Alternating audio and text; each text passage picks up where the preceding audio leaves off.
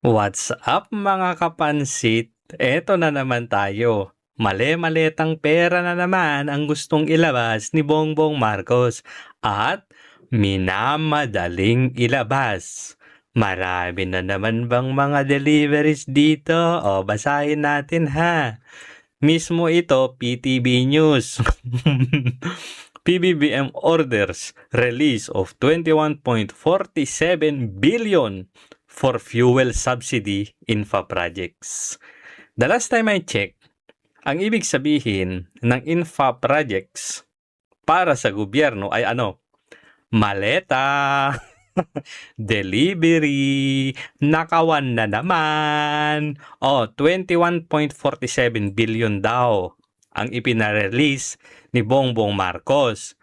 Tapos, pang fuel subsidy daw at infra projects. Magkano kaya ang mapupunta sa fuel subsidy?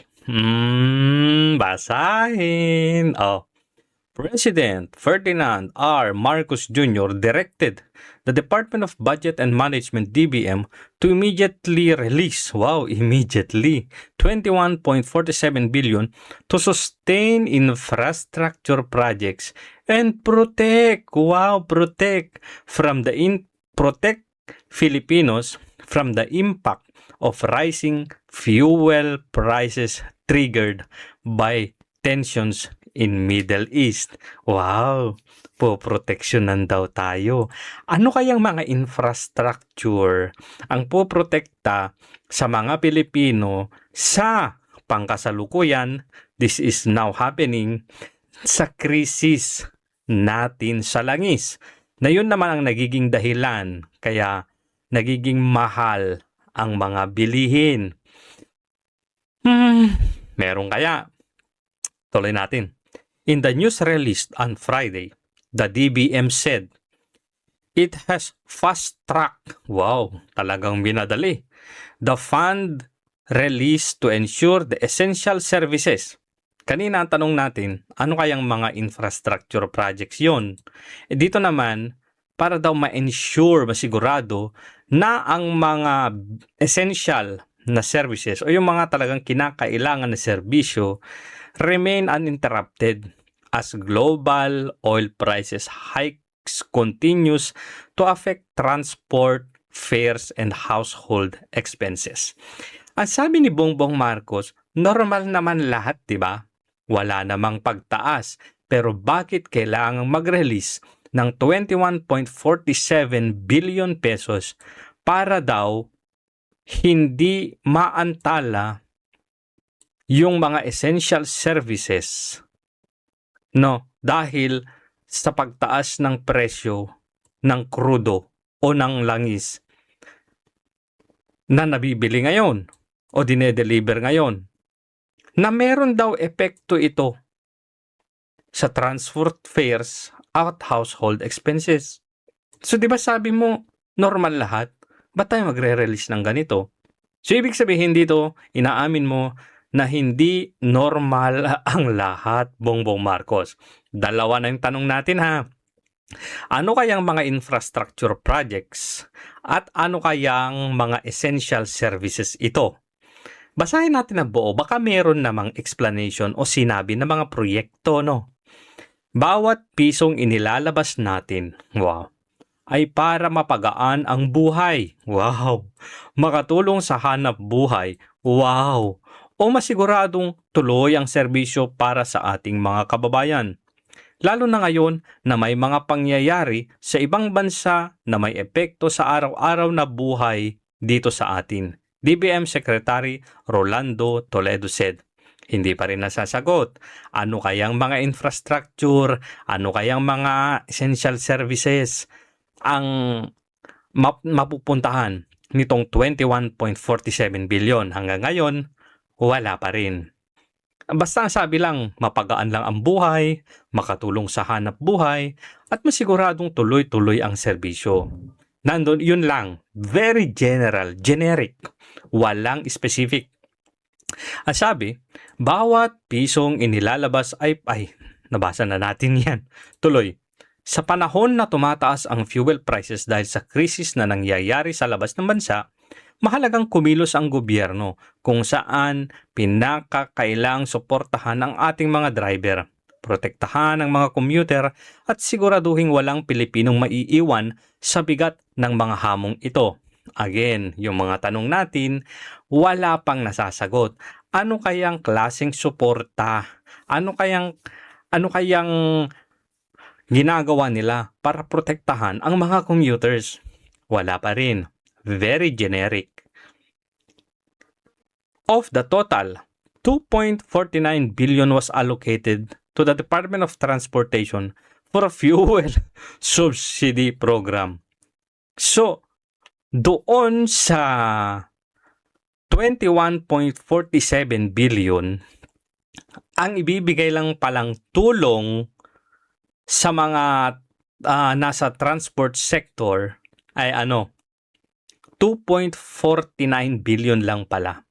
21.47 billion ang pinarelease. Ang direktang mapupunta pala para sa ayuda sa langis, sa krudo, sa gasolina ay 2.49 billion lang. Saan mapupunta yung iba? Yung napakalaking halaga, saan mapupunta yon? Hindi natin alam, mga kababayan. At ano kayang mga infrastructure yan na tutugon sa nararanasan natin ngayon? Ito emergency to. Pero ang pinagtutuunan nila ng pansin ay infrastructure projects na kapag sinabi natin na infrastructure projects ay taon ang bibilangin. Taon ang bibilangin. Kumakalam na ang sikmura natin ngayon. Nahihirapan na tayo ngayon. Itong oras na to, hirap na ang mga Pilipino. Pero ang iniisip nila, infrastructure projects. Bakit? Dahil gutom na? Gutom na kayo? Medyo bumaba na ba yung kitahan sa maleta? Bakit kailangang magsingit ng ganitong kalaking pera o mag-release? Sorry sa magsingit. Mag-release ng ganitong kalaking pera na tutugon sa mga infrastructure projects na makikita pa natin yan ang epekto sa mga susunod pang mga taon. Maganda naman kasi long term. Nagrereklamo ka, gossip, Band-Aid solution. Eto, gumagawa nga sila ngayon ng ng paraan para makapaghanda. Pero anong mga infrastructure projects yan? Magtatayo kayo ng mga gasolinahan, ganon. Magtatayo kayo ng mga oil depot, ganon. Baka tapos na yung gera, wala na naman tayong problema. Paano yan? Alam nyo, hindi kasi wala talagang direksyon di ba? Sa halip na pagtuunan muna natin na yung ngayon na meron na nandito na tingnan muna natin yung problema ngayon. Tapos, pag nalampasan na natin tong problema na to sa ngayon, doon na tayo mag-move forward muna. Nandito na to Nandito na to. Yun na yung tutukan muna. Gobyernong bangag. Tuloy natin. Wala pa tayong nakikitang specific kung anong infrastructure projects to wala pa. The DBM said this measure is crucial in keeping transport fees affordable for millions of daily commuters. Affordables na pamasahe? Hindi pa nga kayo nagtataas, di ba? Hindi ba kayo nagtataas, hindi na affordable yung pamasahe. Tapos ang solusyon ninyo, ayuda. Sabihin natin na magtatagal pa to 2-3 buwan. Yung krisis na to. Yung ayuda ninyo, araw lang ang itatagal. So pag nawala yung ayuda, tapos na, balik tayo sa dating mahirap ulit. So, Ano bang nangyayari? Hindi ko rin talaga ma-explain. Meanwhile, 18.65 billion was released by Department of Public... Ulitin ko ha. Meanwhile, 18.65 billion was released to the Department of Public Works and Highways to ensure the steady process of infrastructure projects nationwide. This allocation is expected to secure the jobs of construction workers and prevent delays in economic activity. Maganda naman yung tawag dito, yung hangarin na magkaroon pa ng mas marami pang mga trabaho, yung mga nasa construction. Pero hindi na ito yung hindi ito yung, bakit, ang tanong ko lang, bakit immediately? Bakit ngayon nagkataon? Kasi, ito yung ginagamit nila ngayon. Yung fuel subsidy. Yung tutugunan daw, yung krisis dahil sa gasolina. Tutugunan yung krisis dala ng mataas na presyo ng gasolina. Pero ang katotohanan dyan, 2.49 billion lang out of 21.47 billion ang mapupunta doon. Para lang sabihin emergency, labas tayo ng pera. 21 billion ang ilabas natin. Pero ang ilalagay lang natin para sa subsidy, para gumaan yung pamumuhay ng mga tao at hindi mahirapan sa transportation, tawag dito, 21.49 billion yung ilagay natin. Pero i-release natin 21.47 billion. Ang problema kasi dyan, hindi lang naman itong mga chopper natin, itong mga drivers natin na namamasada ang may problema.